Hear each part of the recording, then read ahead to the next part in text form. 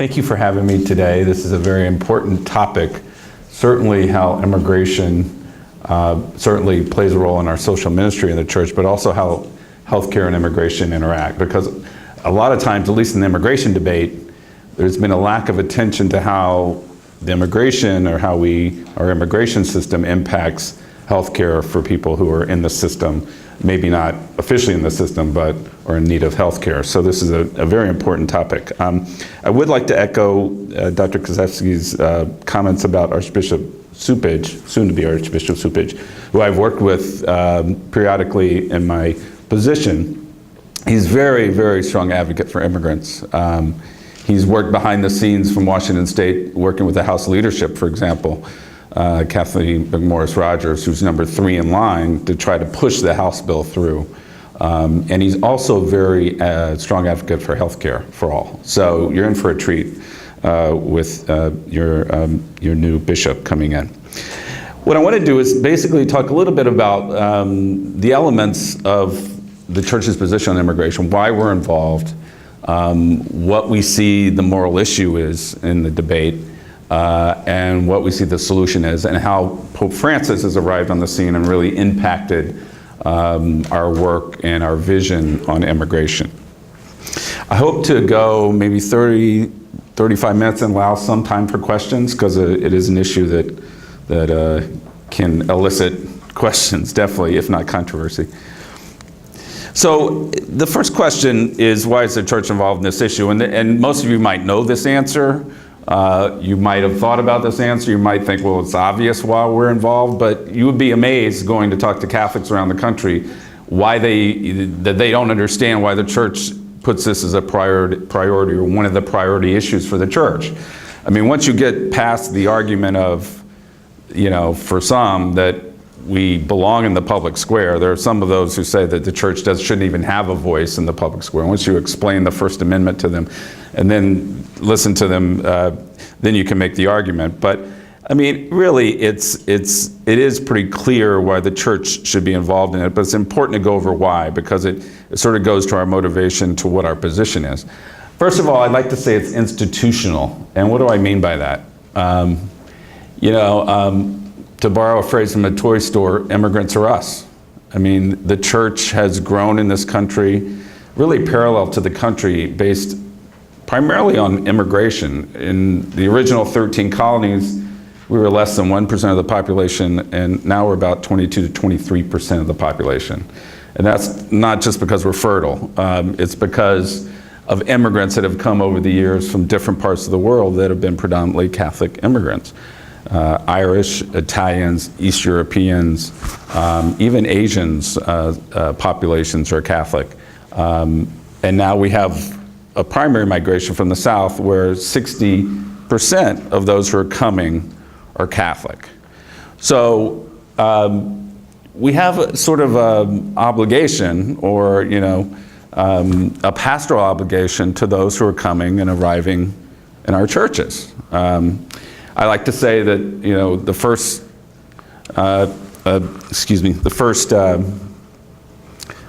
immigrants go first to family when they arrive. Where do they go second? I say they go to their church. And I say, you know what the most important integration institution in our country has been over the last 200 years? The Catholic parish. Because the Catholic parish is a home where immigrants can go and feel comfortable and feel welcome and sort of get a sense of what the culture is about. And Catholic parishes have worked as an integration tool for years in this country. You have the government. I think there are forces beyond the government that have really integrated this country with immigrants, and the Catholic Church is one of them. So we're an immigrant church. We have 26 different ethnicities in our church. About a third or more are of Hispanic origin. Some say that by 2050 we're going to have a Hispanic majority church, just like some say that we're going to have a Hispanic majority in the U.S. at some point. So we're diverse as well, and we also we walk the walk. We see immigrants in our social service programs, in our hospitals, in our schools and in our parishes. So, and we have to respond, otherwise it would be pastoral malpractice, if you will. If we didn't respond to their needs to the degree that we can within the law, then we wouldn't be, serving our mission. So it's institutional. And when Lou Dobbs, I don't know if many of you remember Lou Dobbs, but he had a show and he always used to accuse the church as open borders, and that we really just want more Catholics in the pews. And our response to him was, no, Lou, they're already here, and we're just trying to do what our ministry compels us to do and what our faith compels us to do. So institutional, gospel-driven. I could give, or others more knowledgeable than me could give, a 2-hour lecture on the Catholic social teaching and migration. And I know you have some materials in your packet that go into more depth, but the gospel teaching provides the backdrop to what we do in the public square. And of course, you look at the Old Testament, you look at the New Testament. The Old Testament has themes of migration, the 12 tribes of Israel, Leviticus, which says you have to welcome the alien because you were once an alien yourself in the land of Egypt. I like that quote because it talks about how we're all immigrants. And the New Testament, Christ himself is a refugee. The Holy Family in Matthew, they flee to Egypt to flee the terror of Herod. If that happened today, the United Nations would declare them refugees because they're fleeing persecution. Christ himself was an itinerant preacher. In Matthew, he says, the birds of the air have their nests, the foxes have their dens, but the Son of Man has nowhere to lay his head. He traveled around Galilee. If he did that today, he probably would have difficulty getting into Jerusalem, unfortunately, because of walls and other things going on there. But he himself was a migrant. And then the last sort of passage in the gospel that we look to is when in Matthew Christ is talking about the kingdom of heaven and what we need to do. We need to help serve the poor, clothe the naked, and welcome the stranger. Because in the face of these, you see the face of Christ, or what you do unto them, you do unto me. So basically the theology there is that in the face of the migrant, we see the face of Christ, because Christ himself was a migrant. Christ himself was a refugee, and I don't think that was a mistake. Christ lived the human experience. And then lastly, it's a humanitarian moral issue. Well, of course it is, but not all, people don't see that. If you look at the debate, it's rule of law, or how are they affecting our economy? What benefits are they taking? How is this changing? The real, elephant in the room is, how is this changing our culture? That's the real, Samuel Huntington from Harvard articulated that people are scared that, America's changing, my homeland's changing, and I can't control it. But in reality, what the church is saying is that these are all side issues. This is a human issue. This is about people. This is about people trying to survive. These are about people trying to support their families, people fleeing persecution, you go on. And therefore, there are moral implications that need to be pointed out here, particularly if people are being abused, exploited, or even die. And we see that in our current system. So even if there weren't, 60% Catholics coming, the Catholic bishops and others of faith-based leaders would be talking about this issue, because it really doesn't have to do with creed, it has to do with need. We serve the late Cardinal Hickey, I love this quote, he said, we serve people not because they're Catholic, but because we're Catholic. And so this is a humanitarian issue which the church will be involved in regardless of the institutional issue. So, okay, that's great. You have an interest. You have concerns. What do you have to say about this? Why are you here? I mean, why should we listen to you? Well, they would be remiss not to listen to us. First of all, we're one of the only institutions in the whole immigration debate that has a global view of this issue. How's this work? We're present all along the migration journey. In the source countries, along the way, and the receiving communities. I mean, as Pope Francis has articulated, we see this issue globally. And what's happening at the US-Mexico border, what's happening in Central America versus the United States, surprise, it happens all over the world, in different parts of the world. And so it's something that we can learn lessons from, not only here in the US, but around the world. But we have a lot to say about the conditions that are driving people and what they suffer on the way and why they're here, and what our response to them should be. I mean, I don't know of any other than maybe the Chamber of Commerce, but other than them, and I'm say that jokingly, we bring that global view. And of course, we have, vast experience of immigrant and refugees, as I mentioned, pastoral care, social and legal services, and of course, healthcare services were one of the largest, if not the largest provider of these services. So we, as I said, we don't only talk the talk, we walk the walk, and we know what the needs are, and we know what people are suffering, and we articulate that in the public square. We're working for the other. The church plays a specific role because we can help articulate the concerns of immigrants that don't have a voice in the public debate. Undocumented immigrants generally don't have a chance to go up to Congress and testify. One strong exception there are the Dreamers, who were courageous. Does anyone know who the Dreamers are? The kids that were brought by their parents at an early age.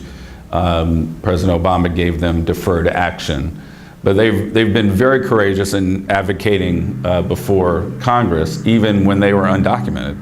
And it's really made a difference. But other than that, the church has to play that role.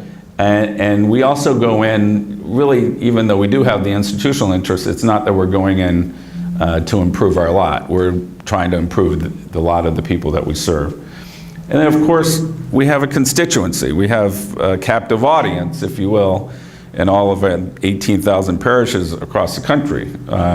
Now, you think, oh, wow, well, then we should win. But, of course, there's a lot of work to be done there in terms of education of Catholics. There's issues about politics versus religion and whether priests should say things at the pulpit. But there are a lot of ways that we can communicate the message on immigration through the parish structures and through diocesan structures that we need to do a better job on. Okay, so the first thing I want to do is talk about what's the problem? Why are people saying the system is broken? Why are these people coming, blah, blah, blah, and why are the bishops concerned about it? And I try to do this by numbers. For those of you who are scientists or who follow sports, numbers don't lie. What I want to do is sort of paint a picture by the numbers. So it's sort of a guessing game here. I have the numbers up, and if anyone wants to shout out that they know what that number signifies, please do. But the first one is 11 million. Does anyone know what that represents? 11 million people in the United States who are undocumented? Correct. Now, some say they're more, some say they're less. It's the Pew Hispanic Center has set this number, and it's generally the number that people go by. So you can say 11 million, they're probably more. It also depends on what, the Pew Hispanic Center will take the census numbers and do the analysis. But it's basically based on the census. So what we've seen over the last 20, 25 years is a tripling of the number of undocumented people in this country. And for those of you who don't know the history, in 1986 was the last time that Congress legalized or provided, quote unquote, an amnesty to those who are undocumented. So this has been a growth basically since the last time that we did this exercise, which is one of the reasons that this has been so tough getting a new bill, because people don't want this to happen again. And how do you design a bill that makes sure that we don't get another rush of undocumented people in the future? But what you see here is a trend, a doubling from 1990 to 2000, and then a 50% jump since 2000. 300 to 500,000. I'd be surprised if anyone knew this. Number of deportations? Not quite. It's a number of people prior to 2008, which is the recession, that would enter the country a year looking for work. So if you do the math, more or less, with the 11 million, over that time, that's the difference, really. And then when the recession came, it started to really slow down, and then we started to see the border enforcement increase as well, and it really came to almost to a halt, a net zero by 2010, 2011. But prior to the recession, 300 to 500,000 people a year would come in. 40% would overstay their visas. So people have this image of people rushing through the border. That's not necessarily true. People come in legally and then they overstay. 90%. 90% of those 300 to 500,000 had jobs within 6 months after they arrived. So they were being drawn here because there was a labor market that they could fill. And that's what they would do. And they would send back billions in remittances. Over the period from 2003 to 2008, which was the height, Mexico received at least 120 billion in remittances from Mexican citizens that were in the United States. It was their third source of currency after oil and tourism. That's gone down, of course, since then, but you see that the money flow is, go to the US, send the money back. I already have this up, 5,000 green cards. That's the number of permanent visas. Now, in immigration lexicon, if you're an immigrant, that means you're coming in with a green card, that means you're coming in permanently. If you're a non-immigrant, you come in on a visa and you have to leave. We only have 5,000 green cards for immigrants to come in and work who are low-skilled, considered low-skilled, without education, certain amount of education is defined under the law. So, and then we have some temporary worker programs, H-2A for agriculture, H-2B for other forms of low-skilled labor, but they're seldom used. And why are they seldom used? Well, because there's a large undocumented population that's taking those jobs, and we're not really enforcing that. So, and also the employers don't like the bureaucracy of them. So I would say 30 to 50, 66,000 in the H-2B, and then 30,000 H-2A a year. That's 100,000 more where people can come in legally. But when you've got 500,000 people coming in, you understand why there's an undocumented population problem, because there aren't enough legal avenues for people to come in and meet the demand that they're filling. And you can debate whether that really is something, is a demand or that American workers could fill, but that's not how the market's working right now. 18 billion. That's what we spend per year on immigration enforcement. It's more than the FBI, it's more than the Secret Service, it's more than drug enforcement. It's the largest budget for enforcement in the US government, outside the Department of Defense.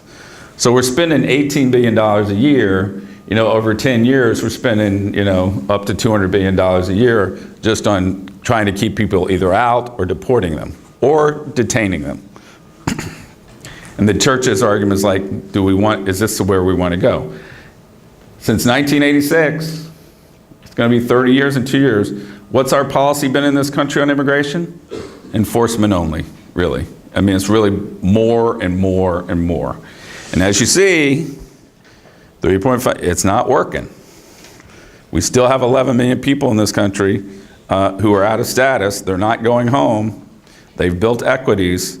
And we still have more that will probably come in the future. Is that really the answer? Again, 21,000. The number of Border Patrol agents that we have on the border, 6,000 in 1990. It's more than tripled. We had the child migration crisis recently where the children have been coming across the border. They literally been jumping into the arms of the Border Patrol agents. It's not like they've been eluding them. But, I mean, really, do we need 21,000 Border Patrol agents to patrol the border?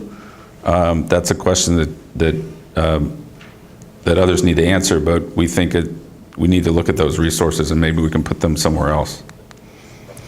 2 million number of deported the last 6 years. When President Obama came in, and I'm going to get political here, but I won't get partisan. So try not to take my comments partisan, but I'm more than happy to criticize both parties, is my point. But, when President Obama came in, he came in on a pro-immigration, I'm going to pass immigration reform in the first year. And he deported more undocumented persons in his first term than President Bush did in 2 terms. And he's still going. Last 2013, a record 438,000 were deported. And what the bishops are concerned about is, the separation in the families primarily, especially U.S. citizen children. Sorry. I think I'm all right. Sorry about that. So 120,000 U.S. citizen children per year are impacted. They have a family member that's taken away from them, usually a parent, and 5,000 per year are placed into foster care because of it. So because of these deportation numbers, we have a lot of suffering going on, especially family separation. And is this the right policy for our country to invest in U.S. citizen children by taking their parents away? I'm presuming that those children are not going to be very happy with their government as they grow up, and be saluting the flag. Another concern is the explosion of the immigrant detention system in this country over the last 10 years. 465,000 people are detained a year. Many of whom have committed no crime other than being undocumented, which is not a felony. And they're kept in deplorable detentions. We've been trying to get alternatives to detention into the system where we would receive them. Catholic Charities would receive them, do a case management thing, make sure they show up at their hearings, provide them the services that they need. All right, a star for anyone can tell me this number.